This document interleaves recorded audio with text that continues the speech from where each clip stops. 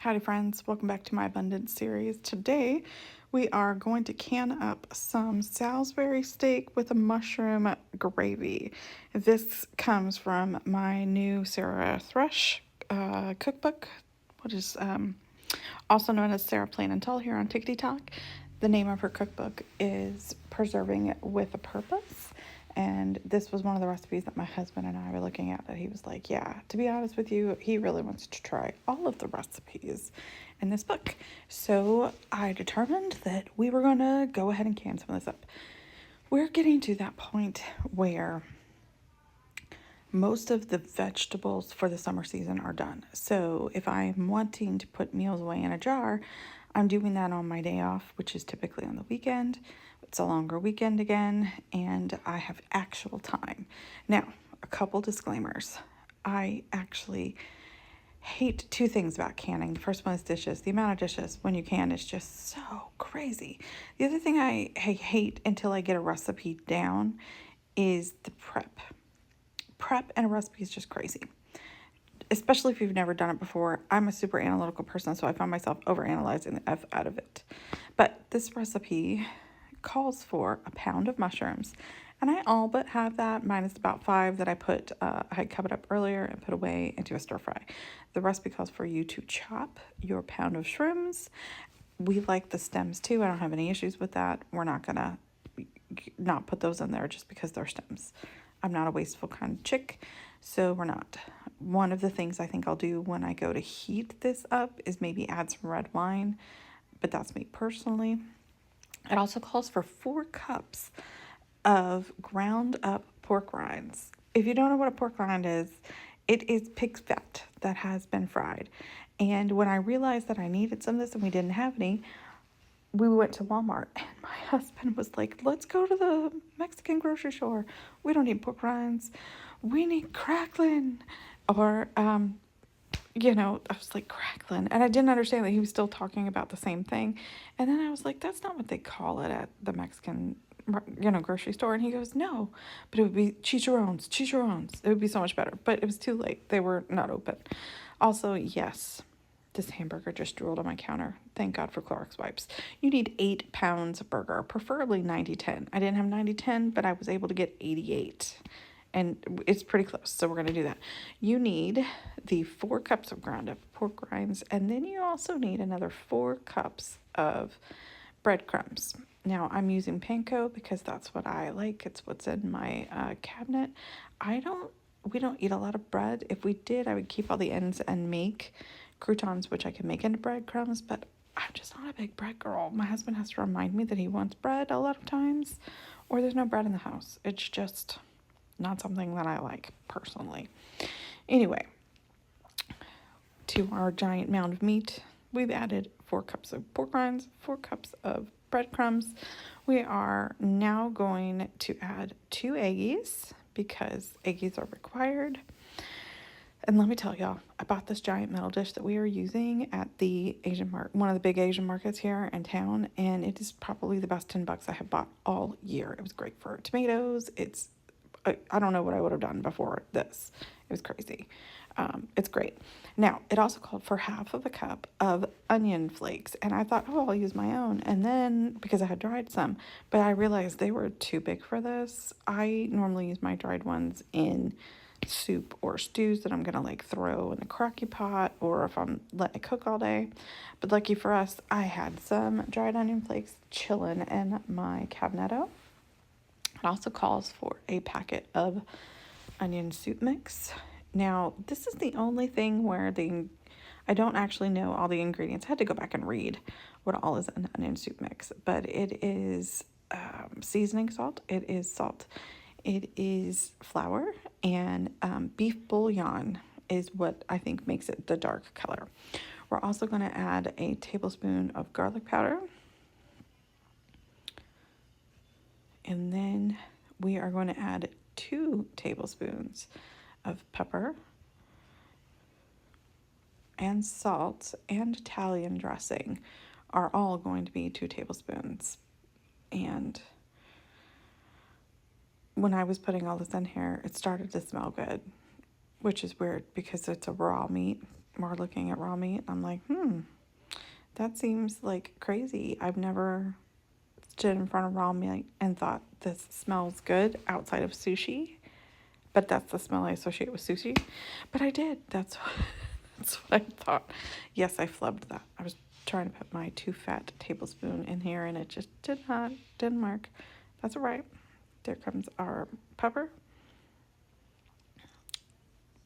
And we are going to add our Italian seasoning. And then this is where you're like, okay, this all has to get incorporated. So either you need gloves, or if you're like me, and I did use the gloves, I also got frustrated with them and I ended up taking off my rings and my watch because I have baby hands and these are those all-inclusive gloves. I just did not feel like they stayed on my hand well, because they didn't. But, we use what we got. I was thinking I was going to have to not wash my hands 8 million times. Ha ha ha. Not what happened. But once you get all of your ingredients in your big bowl here, you are going to get with it. It's just like if you were going to make meatloaf or meatballs, you got to get all your ingredients mixed in here. And again, I was so thankful for how big this bowl was right here.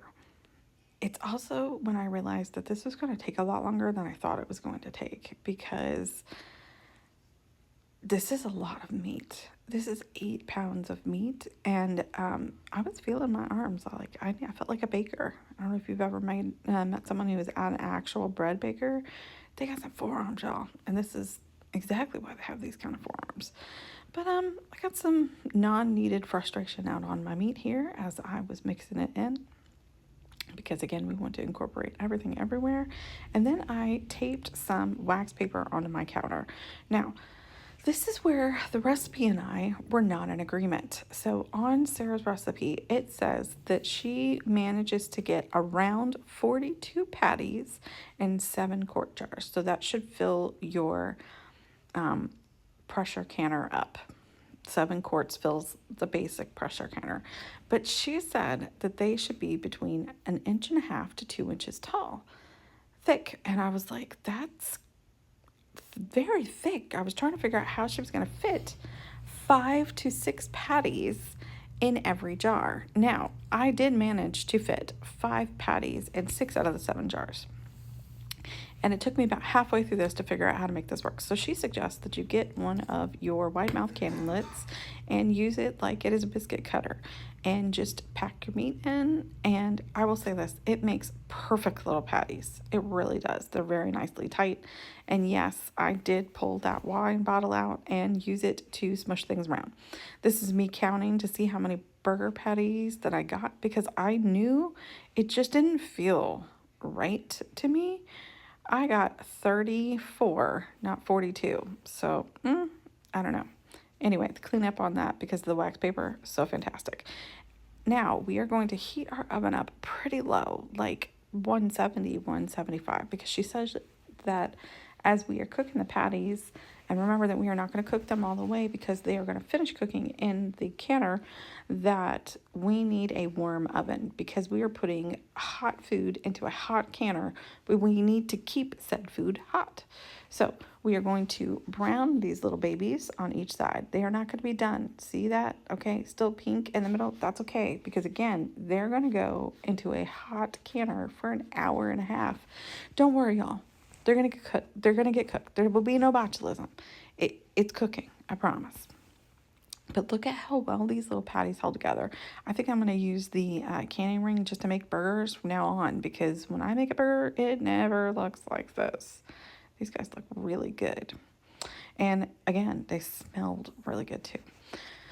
So we are just, this is the other part where it took a long time. I knew I was going to have to cook all of these, or at least brown all of these, but this probably took 45 minutes because I had 34 and I could only cook 4 at once.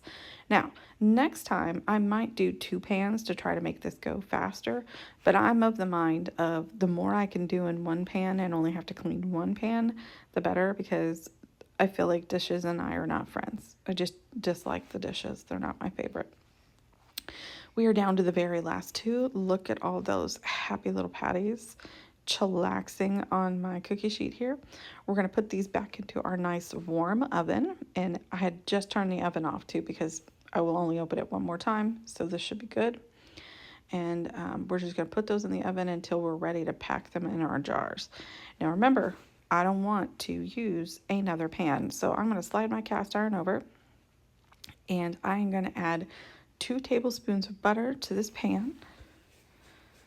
If I can get the butter unwrapped. Anybody else have trouble trying to get butter unwrapped? It's like seriously ridiculous. Anyway, 2 tablespoons of butter. And that giant amount of pound of mushrooms. By the way, I used Baby Bells, but you can use whatever you want. She does not specify which shroom she uses. She just says you need a pound of shrooms. So if you want to use oysters or button or whatever, do your thing. Maybe a mix. Actually, I think a mix would be really good next time. But Bells is what I had, so that's what I'm using. And I'm just using the same pan because 1, I don't mind the flavors are mixing. This is all going together anyway. And 2, I am not trying to do a ton of dishes. In the meantime, while those are cooking down, somewhere between 3 and 5 minutes, I'm going to add a nice splash of vinegar to my canner for a couple of reasons. 1, it helps keep the jars from looking dirty.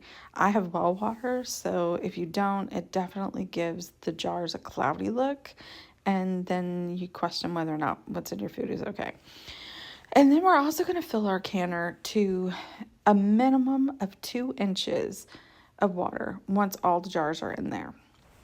Now, I had put all my jars in my canner to sterilize and get warm. Remember, we're adding warm food to warm canners.